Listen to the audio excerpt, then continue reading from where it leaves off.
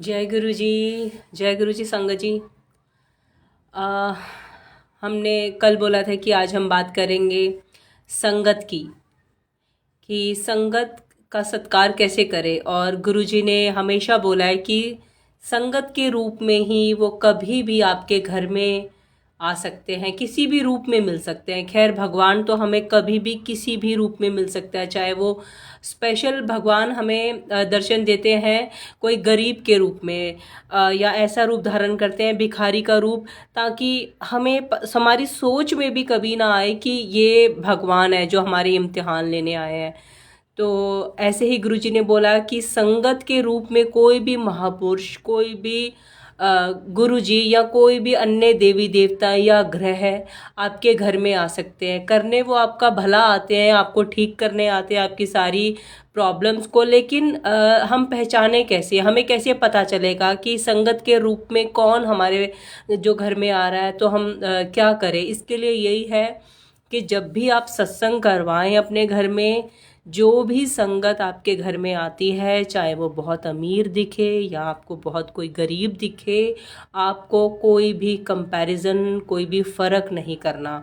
उसको उतना ही आदर सत्कार आपको देना है जितना आप आदर सत्कार किसी अमीर संगत को देते हैं, या किसी अपने क्लोज रिलेटिव्स को दे देते हैं, या अपने किसी घर के मेंबर को आप स्पेशल बोलेंगे यहाँ बैठ जाओ या ये करो या ये सेवा कर लो, कुछ भी, उतनी ही इक्वल आपको आदर सत्कार दूसरी संगत को भी देना है जो आपके घर में, आपके घर में सत्संग अटेंड करने के लिए आती है।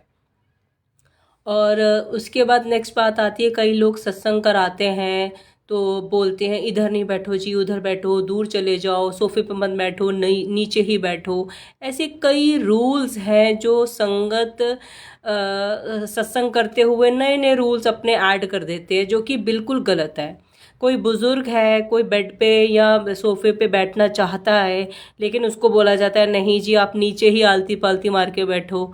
और कई बार ऐसा भी होता है, कोई यंग भी दिख रहा होता है लेकिन उसको प्रॉब्लम होती है, वो नहीं बैठ सकता नीचे, तो उसको कंपेल ना करें कि आप नीचे ही बैठेंगे जी, आप यंग है, या बिना बोले कि नहीं नहीं नहीं आप इधर ही बैठो। तो संगत जो भी घर में आती है उसको बिना किसी रोक टोक के आदर सत्कार से, वो चाहे गुरुजी के पास बैठना चाहे तो गुरुजी के पास बैठने दे, अगर वो बाहर अंदर आपके किसी भी रूम में बैठना चाहे तो उधर बैठने दे, अगर वो ज़मीन में कहीं साइड पे बैठना चाहे तो साइड पे बैठने दे। उसे बार बार उठाकर बार बार इधर नहीं उधर नहीं ऐसे नहीं करे। ये संगत का, ये कह लो डिसरिस्पेक्ट करने वाली बात है। कौन किस रूप में आपके कौन से इम्तिहान लेने आ रहा है ये हमें नहीं पता होता। और सेकंड ये है कि कई बार ऐसा होता है कि किसी किसी घर में बहुत संगत आ जाती है, मतलब बहुत ज़्यादा ही होती है कि एकदम से भरी पड़ी होती है संगत। तो उस सिचुएशन में क्या होता है, कई बार उनकी बेडशीट से भी लोग हाथ पहुंच सकते हैं, उनके पर्दों से भी कई बार संगत हाथ पहुंच के चली गई या गंदा करके चली गई, या कुछ थोड़ा मैसी मैसी सा हो गया। लेकिन इस चीज़ को आपको बहुत ही पॉजिटिव वे में लेना है, क्योंकि संगत सर्वोपरि है, संगत सर आँखों पर है। जो वो करके गए, जो उनके आने से, उनके चरण पड़ने से घर पे जो कुछ भी होता है, वो सब कुछ आपकी नेगेटिविटी निकाल के गए हैं। मतलब कि आपको अगर कुछ भी किसी भी वे में अगर आपको लगता है कि भाई ये करके चले गए, अगर दुख अगर आपको आता है या हल्की सी इरिटेशन होती है, फ्रस्ट्रेशन होती है, तो वो पता नहीं कितनी फ्रस्ट्रेशन या कितना बड़ा आपका कोई कर्म था, कोई बहुत छोटे में काट के चले गए। तो कभी भी इस चीज़ों से इरिटेट नहीं होना, नेवर, कभी भी नहीं, बस सत्कार ही करना है। कर्टन्स धुल जाएंगे, बेडशीट खराब हुई है वो धुल जाएगी, कोई भी चीज़ ऐसी नहीं हो सकती जो कि ठीक ना हो बाद में। क्योंकि जब भी किसी के चरण पड़ते हैं, वो चरण धूल अपनी लेके आता है अंदर, और उसकी चरण धूल से पता नहीं कौन कौन से कर्म हमारे सीधे हो जाने होते हैं। क्योंकि हमारे जो इंसान होता है वो अंदर से कौन कितनी प्योर सोल है, कौन कितना अंतर्मन जुड़ा हुआ है भगवान से, किसी के चेहरे से हम जैसों को पता नहीं चलता कौन अंदर से कितना ही महापुरुष जैसा इंसान है अंदर से। अब गुरुजी क्या करते थे, गुरुजी अपने टाइम पे उनको चोला तो उन्होंने संगत के कहने पे पहना क्योंकि हम लोगों को आदत है, जिसने भाई मालाएं डाल ली, जिसने अपना चोला टाइप पहन लिया, वो हमारी नज़रों में हो जाएगा संत महापुरुष, और जो पैंट कमीज़ में है वो हमारी नज़रों में कोई है ही नहीं, उसकी कोई वैल्यू नहीं है। लेकिन कभी भी कपड़ों से जज मत करना। गुरुजी भी अपने टाइम पे स्पोर्ट शूज़ बहुत पसंद करते थे, ज़्यादातर सफारी सूट में रहते थे, पैंट टी शर्ट पहनते थे। तो गुरुजी अंदर खाते कितने चलते फिरते भगवान थे।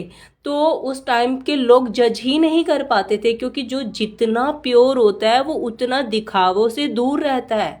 उसको अपने ड्रेसअप से अपने आप को मॉडिफाई करके अपने आप को ऐसा प्रेजेंट करके कि बिना बोले ही कोई समझने लग जाए कि भैया मैं तो बड़ा भगवान से जुड़ा हूँ, ऐसे दिखावे की कोई ज़रूरत नहीं पड़ती। और जो लोग ऐसे करते हैं उल्टा वो अंदर खाते नेगेटिव होते हैं। ये सब दिखावा होता है, ज़्यादा मालाएं पहन ली, ज़्यादा रिंगे पहन ली, ज़्यादा मुंह में नाम जपने लग गए, शो ऑफ। जो लोग शो ऑफ करते हुए ऐसे करते हैं, जो प्योर सोल्स है वो अंदर खाते करेंगे, वो पता ही नहीं चलेगा।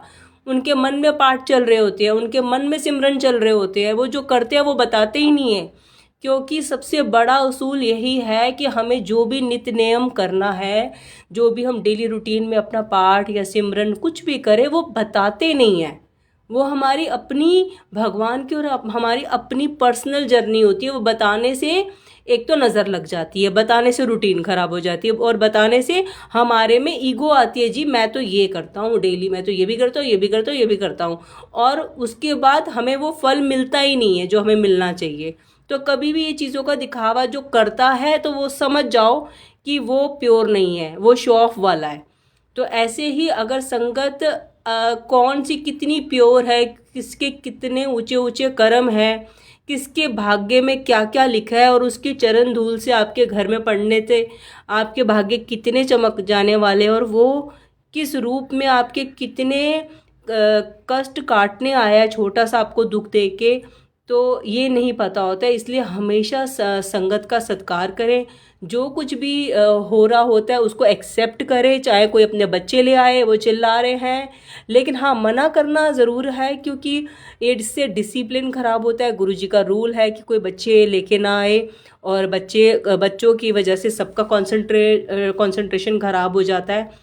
और बच्चों को हमेशा घर पे रखें। तो आप उनको ऐसा रूम प्रोवाइड कर सकते हैं बच्चों के लिए कि जहाँ पे बच्चे खेल लें, या उनको स्पेशल एक जगह दे दो कि आप भी डिस्टर्ब ना हो, अदर संगत भी डिस्टर्ब ना हो। तो इस तरह से मैनेजमेंट रखें अच्छा, कि सबका ध्यान, एक एक संगत का ध्यान रखें। और कई बार ऐसा होता है कि आरती करने के लिए कई सेवादार इतने टफ हो जाते हैं, इतने रूड हो जाते हैं कि भाई सारे ही उठो। अब किसी बुजुर्ग से उठा जाता है, किसी से नहीं उठा जाता है, किसी के पैर सो जाते हैं, किसी से बहुत जल्दी नहीं उठा जाता। तो इतनी लंबी लाइन दूर तक बनवा देते हैं, बाहर तक, कि भाई ऐसे ही आना अलाउड है। तो ये सब कुछ गुरुजी ने नहीं बोला।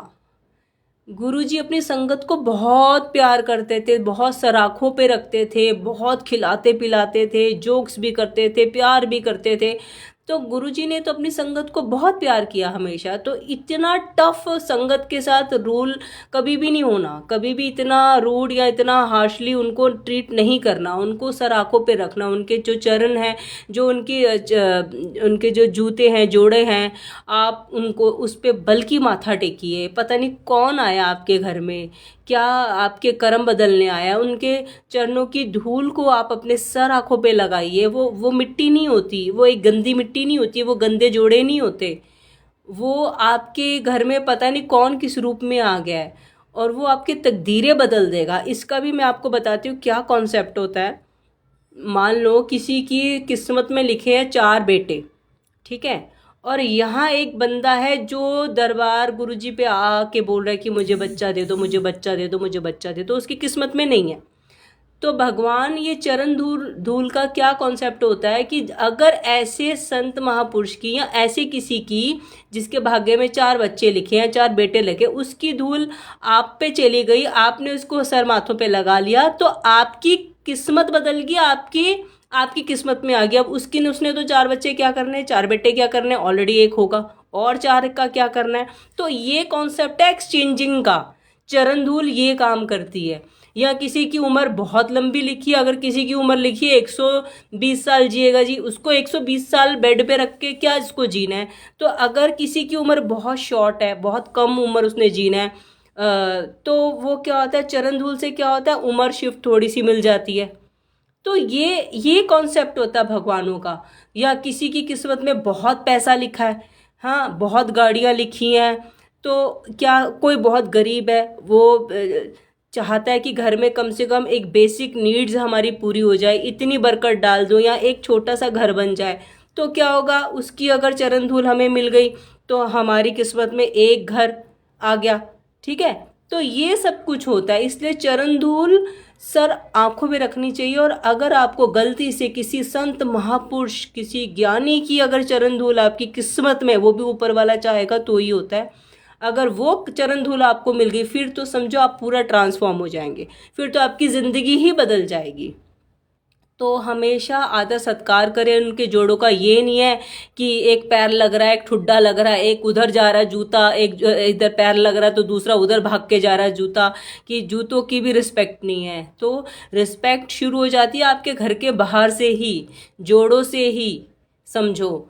फिर संगत को अच्छे से बिठाइए, संगत को जो चाहिए उससे वो खिलाइए पिलाइए, जो आपका प्रसाद बना होगा घर पे, और लेना है तो और पूछिए कि और लेना। ये नहीं है कि आप अपना गायब है, किसी को वाकई लेना हो तो वो आपको बोल भी ना पाए। और अगर किसी को सत्संग अटेंड करना है तो वो करवाइए, किसी से पूछिए कोई अपना सत्संग अटेंड करना चाहता है या नहीं करना चाहता। ये सारी चीज़ें हैं जो अगर हम ध्यान रखें एक एक करके, तो हमें हमारी लाइफ में ये होना कि अगर हम इतना सत्कार अगर हम कर रहे हैं, तो अगर हमारी किस्मत में नहीं भी लिखे ना, कोई किसी रूप में भगवान हमारे पास आ जाए तो वो आ जाता है इतना प्यार देख के।